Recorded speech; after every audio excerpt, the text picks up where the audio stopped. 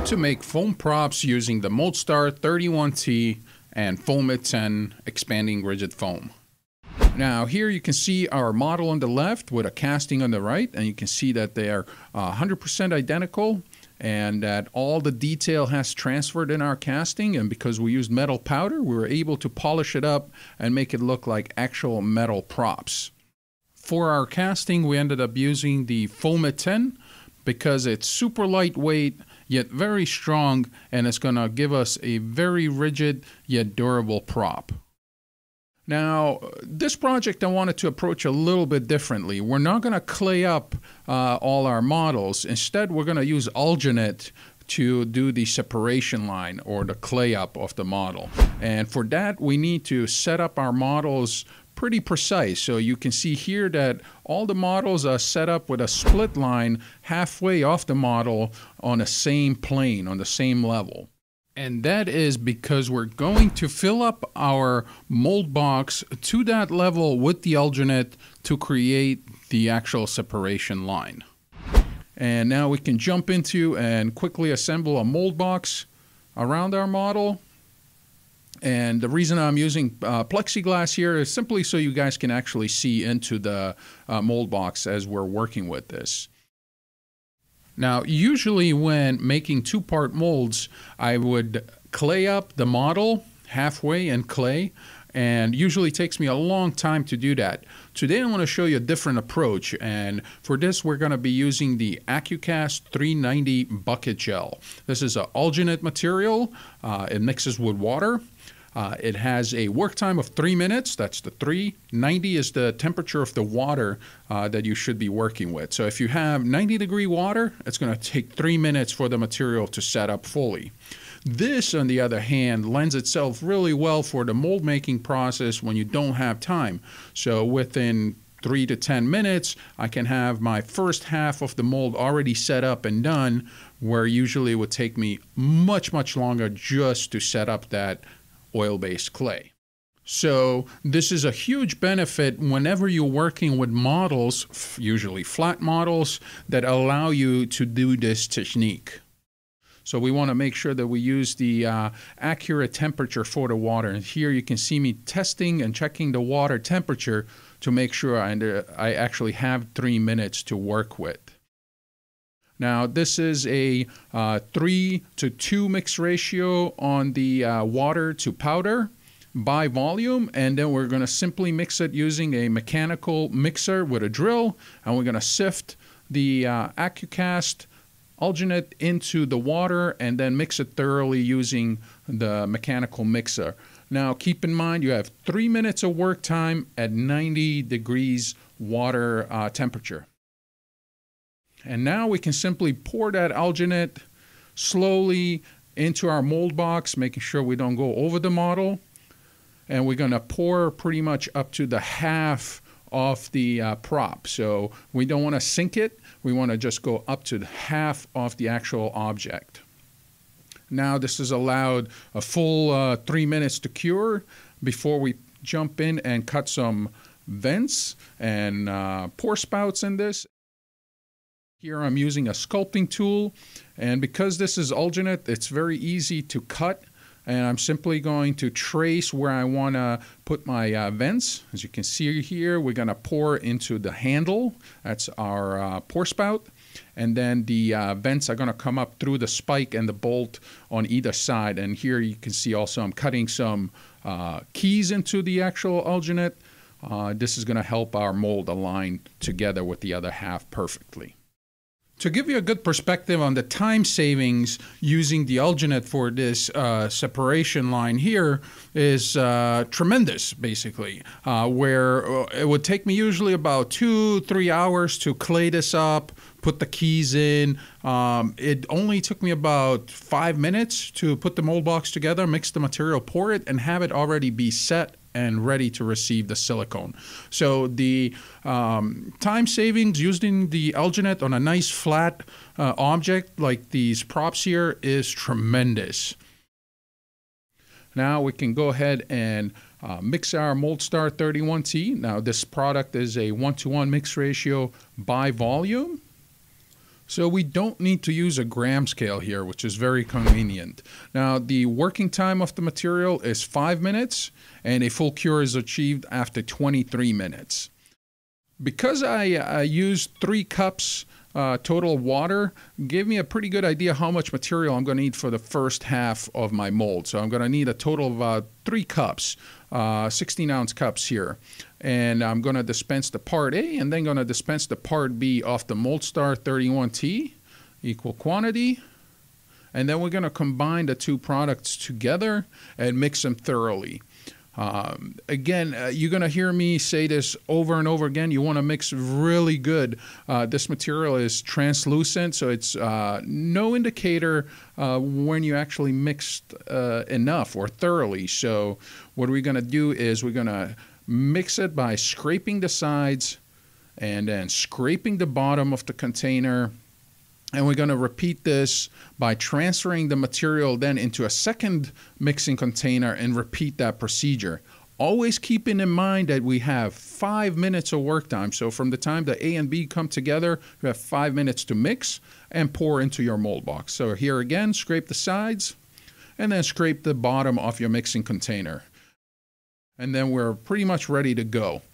Again, there's no clear indicator when you mixed this product thoroughly, so make sure you do it the right way. And we can now simply go ahead and pour the material into our mold box right over the alginate. The water in the alginate will not inhibit the cure of the silicone, and because it has a really fast setup time, it has no chance to interact with each other.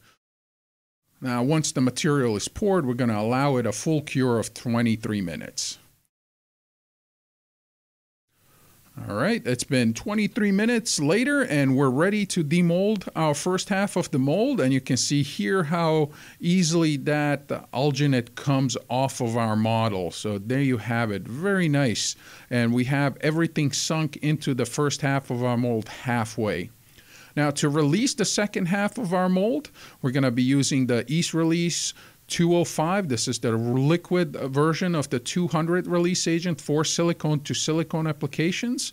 And because I'm applying fresh silicone to silicone that's still green, so it hasn't been cured for very long, it's really important to use this liquid and much more concentrated version of the Ease Release 200. So use the Ease Release 205 whenever you have fresh material, fresh silicone you're working with. Now, the release agent is allowed 15 minutes to dry. Make sure it doesn't pool. Then we can go ahead and reassemble our mold box around that first half of the mold and go ahead and dispense the silicone, mix it just like we did in the first step. Always double mix your materials, especially when they're clear, when you cannot tell by a color if they're thoroughly mixed or not. So once again, secondary mixing container, scrape the sides, scrape the bottom of your mixing container, and then we're ready to pour that into our mold box. And we're going to go slowly here. This technique is called needling, so we let the material pour in a thin stream, and it helps break some of those air bubbles. Always pour in one spot and let the material seek its own way over the model, and that will prevent any kind of air bubbles on the surface of your model. It will just push them away. Now, the material is allowed, again, a full cure, 23 minutes, and then we can go ahead and demold our props, our original models, and get ready for the casting. Now that the mold is open, we can go ahead and remove those vents and pour spout that we cut into the alginate earlier. So if you remember, we cut the air vents, the keys, and the pour spout into the alginate, and then we casted silicone into them, creating a positive. Now that we have the entire mold open, those positives can be cut away to actually create the pour spout and create those air vents. Keep in mind, you don't want to cut away the keys that we made, so make sure you distinguish between the keys and your air vents. Now, for the casting procedure here, I'm using the Foamit 10. This is a rigid foam. It has a mixed ratio of 1:1 by volume, so that's what we're going to go with. But you do want to keep in mind that the foams do have an extremely short pot life. This is 1.5 minute work time with a full cure of 2 hours, while the expansion rate of the Foamit 10 is 6 times its original liquid volume. Now the color is beige, so if you need to have the material darker, make sure you add some So Strong or So UVO pigments. Now, besides the foam, we're going to be using nickel silver powder. This is real metal powder. So there are a few different cold casting techniques out there that you can use. The one that we're going to be employing here is the powdering of the mold, which means that our metal powder is going to be at the very outer layer of the casting, not within the actual casting medium. So we're not mixing any powder within our foam. Now, because we're using a dusting technique in the mold with the metal powder, you have to understand that there's only a very thin layer of the actual metal powder on the outer skin, if you want to call it that, of your casting. So what that means is you actually press too hard into the casting when you're buffing it with the steel wool. You can actually rub away, scratch away that outer layer, and it will show the resin underneath, or in this case the foam. And actually you can go even further and damage the surface of your casting if you press too hard into it, because you're actually using an abrasive material, the steel wool. So whenever you're doing the dusting technique with metal powders, make sure you go light on the buffing of your casting. Here you can see what that powder looks like in its raw form. So it's literally a powder that you can brush into the mold. We're going to sprinkle some of this into our molds, into the actual casting pieces. You don't need it all over the mold, just in the pieces you're actually casting. Now, like I mentioned, we're going to be doing a dusting technique of our mold with the metal powder. The metal powders are very expensive, so we want to minimize the use of them, and this technique allows just for that. Now, because the silicone is very static, it's going to cling to the metal powder that we brush into the mold. And again, the excess can be recycled, reclaimed, so we're not going to throw that out. Usually, metal powders are mixed into resins, epoxies, and sometimes even foams, and then casted into the mold, and then are present throughout the casting or even throughout the first layer. Sometimes people back it up with just basic resin without any metal powder. Either way, both of those techniques would take a lot more metal powder to cast, to use for this kind of casting, whereby the dusting technique uses a small fraction of that. And then one little tip here is that you don't want to just throw this powder away. As you know, the metal powders can be quite expensive. So to repurpose, reclaim the powder, we're going to simply shake out the excess metal powder onto a paper sheet, and then we're going to put that back into the jar of the material. So there's a little money-saving tip for you guys out there making these kinds of props. Now, to make our prop really nice and hard and rigid, we're going to embed a glass fiber rod in there into our casting that has been simply cut down from a longer rod that you can get at any hardware store. Now, our mold is being clammed into 2 pieces of melamine board using some basic clamps. We're going to put these around the perimeter of our mold. And then we can go ahead and mix the Foamit 10. Now, like I mentioned, the Foamit 10 is a 1-to-1 mix ratio by volume, so we can simply mark our cups. And if you worked with foams before, you do know that we need to pre-mix them thoroughly. If you don't, it's always written on the labels or top of the cap. So we're going to shake these up quite thoroughly. And then I'm going to add 2 drops of the So Strong urethane pigment into the Part B.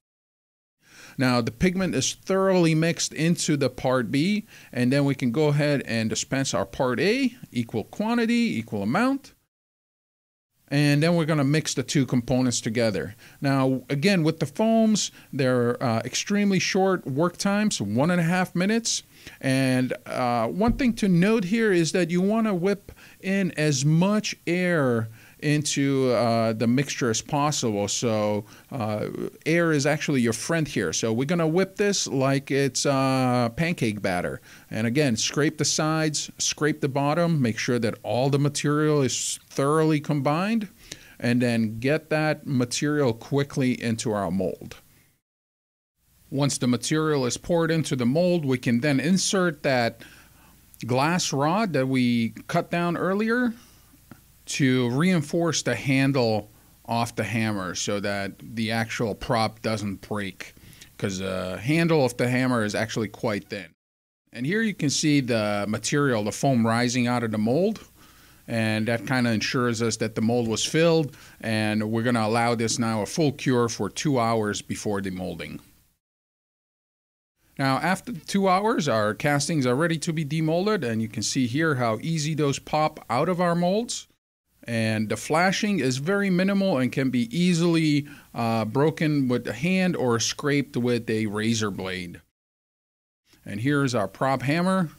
You can see it looks accurate to the detail, and now some of that flashing is easily trimmed using a razor knife, like I mentioned.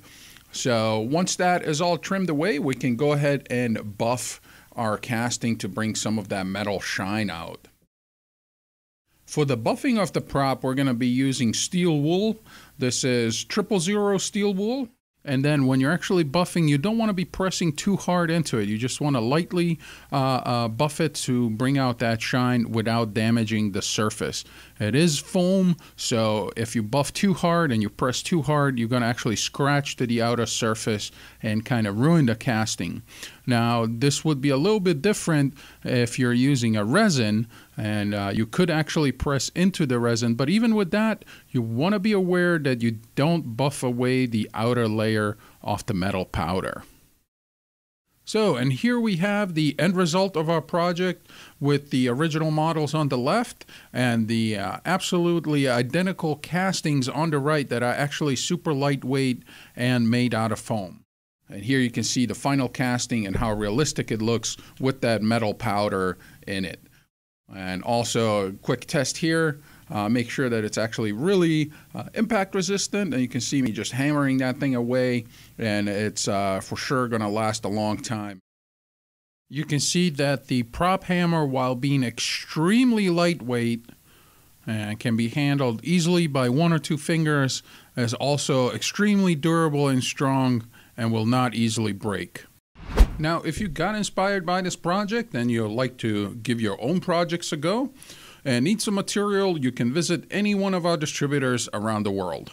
So, and there you have it, a simple step-by-step procedure that we use to make a very fast setting mold using the Accu-Cast 390 bucket gel and the Moldstar 31T. Now, if you have an idea about what we should do next, please let us know down in the comments below. And if you like this video, hit the thumbs up button. Now, to keep up with our latest mold making and casting videos, remember to subscribe.